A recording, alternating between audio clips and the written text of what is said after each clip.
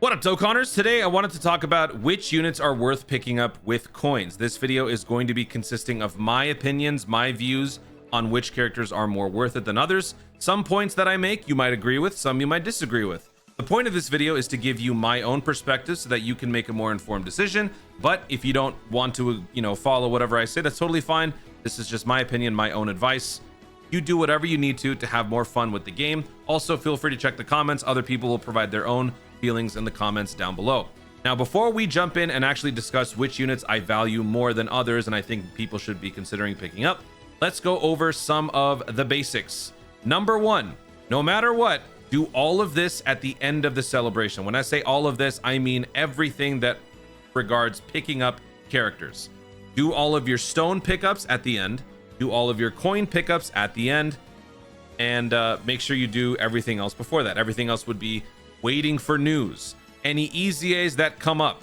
If we get an EZA for part 3 that is so good or so transcendent or something that you are personally looking forward to, and a character on one of the preceding banners that we've had during the celebration might be worth revisiting, then that could influence your decision making. So don't do any of these coin pickups until you finish your summons, until you're notified of all the EZAs coming up, until possible new celebrations are announced or data downloads tease future upgrades. One example of this, I am recording this in the middle of part 2. We were given a data download. Actually, by we, I mean JP. JP got a data download a month ago at this point, I think, where the int Goku and Piccolo from the Dead Zone movie had a script asset update, which is the sign of an EZA coming up. Now, this is the second year in a row where we were given an indication of a potential EZA coming up, and it never manifested right away. The last time this happened was last year for the future AGL Android 18 and the future physical Android 17. Those two characters were supposed to receive their EZAs, according to us, very soon, and it didn't happen for a little while. So with that one kind of looming over people's heads, it could potentially influence your decision making with whatever character you might want. If another EZA were to get something similar in the data download, maybe like, I don't know, for example, let's just say they decide to update the script assets for, I don't know, Super Saiyan Gohan or Super Saiyan Goten and Trunks. That could mean an EZA is coming up. And I will say, from my own personal perspective, I think that this unit is going to be EZAing for sure in part 3. So if the unit is really good, some people might feel that it's worth picking up. It's also not as expensive as the Dokkan Festival LRs or the most premium characters. So again, it's better to wait. When you want to pick up these characters, you want to pick up characters that retain the most value until the next time you get the character, because that is how you optimize these sorts of selections. So in general, it's better to wait. It's also a good mindset when it comes to gacha gaming, because the very mindset that the developers have for gacha gaming is to get you to spend. Impulse buyers are their bread and butter. They capitalize on those people.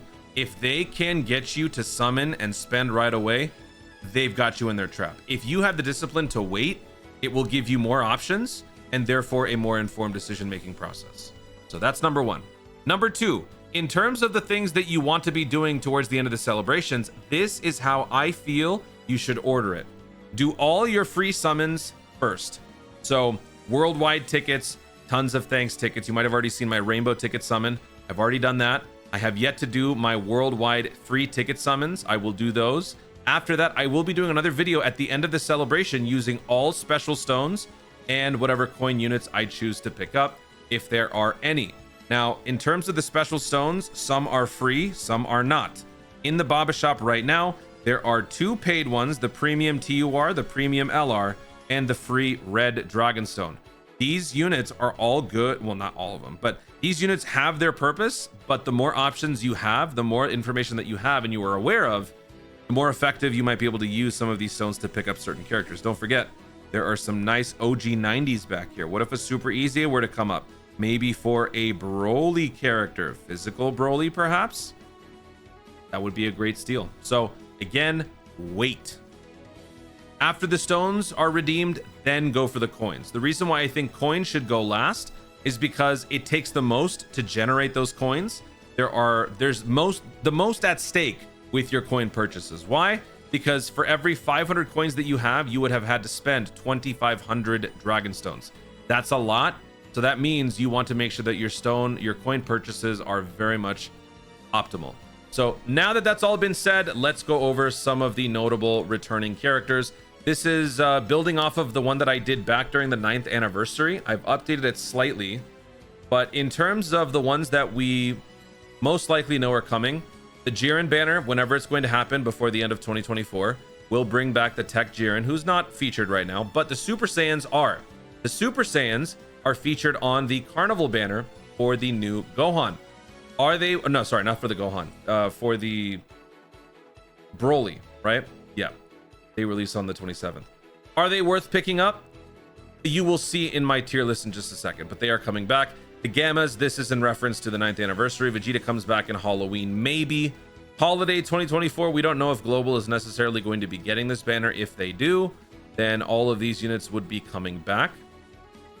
But the big one is the 10th anniversary. Now, this crosses off a lot of characters on people's potential lists. Spirit Bomb Z, Spirit Bomb GT, Gohan, Goku, Blue Dudes, Fusion Zamasu, Spirit Sword Trunks, Gohan.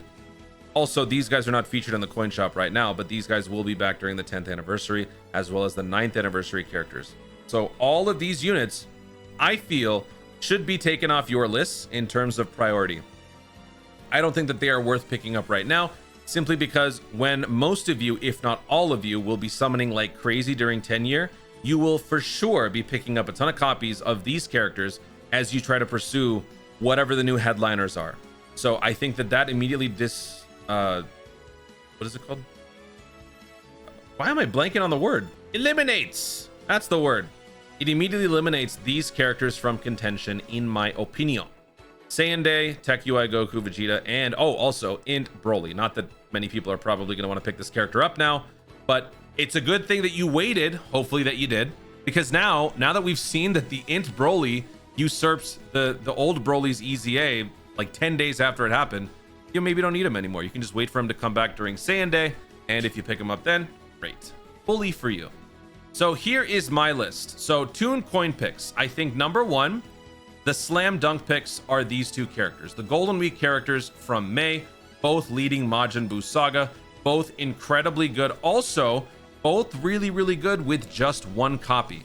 Another thing that I factored into my value assessment here are the units that are good with just one copy. When it comes to characters that you're picking up with coins, ideally you go for the characters that you have the fewest amount of copies of.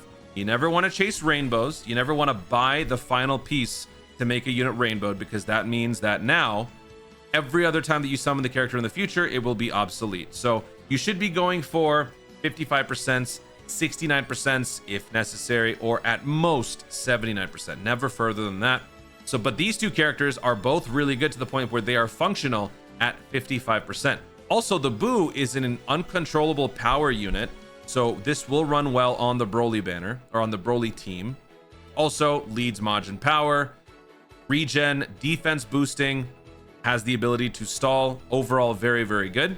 Super Saiyan 3 Goku, also great for Majin Buu Saga. Fantastic tank in the slot 1. Obviously, with more dupes, the tanking is better, but still better than a lot of characters can do in slot 1, turn 1 anyway. So this guy, both of these units bring Majin Buu Saga to a more relevant tier. Majin Buu Saga has probably now been bumped down to probably like A tier, where you would put maybe superheroes, Universe 7, movie bosses into Z tier. But these guys are still good, and those teams are high quality. So I think both are slam dunks. If you don't have them, I think they're both worth picking up, especially the fat. I kind of order this from left to right. Left is the more valuable one. Also great. So I put this in a second tier because I think some people might disagree with this. I have strong opinions about this. Might be a bit of a hot take. I think Herud Garn is good. Now, some people may disagree. You are free to not agree with what I'm saying here. But the reason why I think Herud Garn is very good is, number one, yeah, it is a dodge or die character, but it is a great filler unit for an emerging movie boss team. If you were unlucky enough to not pull all the different Brolys, you don't have enough of the pieces to run the top tier movie boss team, which is basically 4 Brolys, Cell Max, and Turles, or Cell Max and this guy, then you're going to need some fillers. Good slot 1 fillers would be Herud Garn. Yes, if he doesn't dodge, you die. Yes, with just one copy, your chances of dodging are lower because you don't have the added bonus of a gold skill orb slot. but it still will get the job done as a filler movie boss until you bring in reinforcements through future summons down the road, maybe during the 10th anniversary. I think that that is a good investment for a movie boss team because the movie boss team is now in a much better place. This unit is also an uncontrollable power. This unit also can be the fall guy to trigger the revive mechanic on the new Int Broly if you have that character. So for all those different reasons, I think that this guy is still decent. Not to mention, once you manage to dodge enough and you build up the passive for his defense, and then you get a couple of turns of defense building, the defense actually gets to the point where you have a nice little heal factor. And when this unit transforms, after enough dodges have happened, you will have a guaranteed dodge for a whole turn. So it's not, people I think are a little too harsh on the character. I think the unit still has his place. Just because he's been around for a few months doesn't mean he's automatically obsolete. I like to see the veteran units. I know some people disagree. That's why I put Herud Garn in an also great tier. I think that the Broly also fits that because this is an Omni support unit of the highest order. Team damage reduction for certain categories, able to dodge, a nuking passive, can support with any orb that you pick up on top of the rainbow orb, full heal once you fall below 50%, also runs really well with all the different Brolys. Helps Super Boss, helps Movie Boss. If you are trying to fill your team for Movie Boss or Super Boss, this is a great unit to bring. So that's why I think this unit is worth it. Yes, you would have to spend carnival coins for a yellow coin character, but the reason why I put this character here is because I think that it is worth getting this character faster at the expense of carnival coins than not. But that is a hot take as well. So if you don't want to do that, I completely understand. Saving your carnival coins is probably a better option for most of you. So maybe if you have a little bit more in your budget and you want to spend a little bit, maybe go for the Broly. Otherwise, saving it would generally be a good idea because carnival coins are harder to come by and you want to be saving them for carnival characters. So now that we've covered the 4 that I think overall are the best, I don't think anybody else would fit my top 4 because either they come back or they simply just don't compare right now. Now I've got some, I don't know, extracurriculars. Only if you really wanna. A couple of people have asked me, Toon, should I pick up the Super Saiyans? And I've been saying, if you really wanna build up more on the like physical Super Saiyan trio side, because this unit functions very well with the Super Saiyans. This is like your sword and this is like your shield. So if you run them together, they actually function very well, but this guy still comes with some defensive liability. So if you are really okay with that risk, you have some coins to spare, it could be fine picking up the Super Saiyans. But of the 3, I would say that this is on the lowest tier. I think that the Broly and the Turles provide more for their teams than this guy would. Because of how good the Super Saiyan trio is, every unit on this team gets better. You don't necessarily need to have the Super Saiyan trio. But for Movie Boss, these guys would probably be more important. This guy's a great link buddy for all Brolys. It's incredibly hardest hitting unit in the game after they transform and launch the active skill or just launch a bunch of supers. Defense can be a bit of an issue, especially pre-transformation. So if you are willing to take that risk, maybe you don't have Herud Garn, this guy is your defensive liability on the Int Broly team, then this guy will do wonders for your synergy.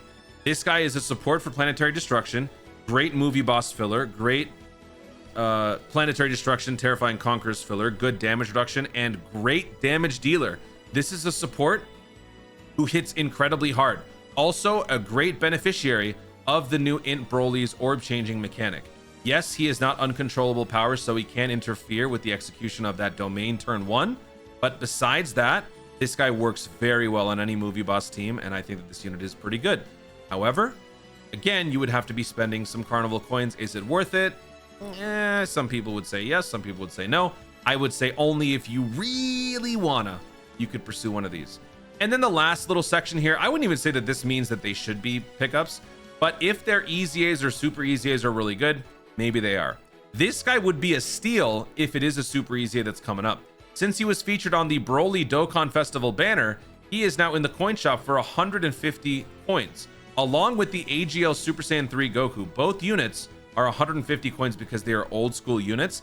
This guy has a super EZA. So some people might come in and say, this unit is worth picking up with coins. The reason why I don't have this guy on the list is simply because you can pick up that unit with your red Dragonstone. And if you go back to my order of operations, I put the stones above the coins. So if you really want that Super Saiyan 3 Goku, you could pick up one copy with one of your red stones, and if you want to go for more, you can. Same goes to the, actually, you know what? Is the Broly in the red stone shop? I guess we'll check that right now. I actually don't think he is. Or was he? No, I didn't pick anybody up. Yeah, I don't see him here. I don't see him here. So I don't think, I'm 99% sure I did not spend any stones, but just in case, you know, in case I did something stupid, let's find it. Redstone's there. Oh, he's part of the combo.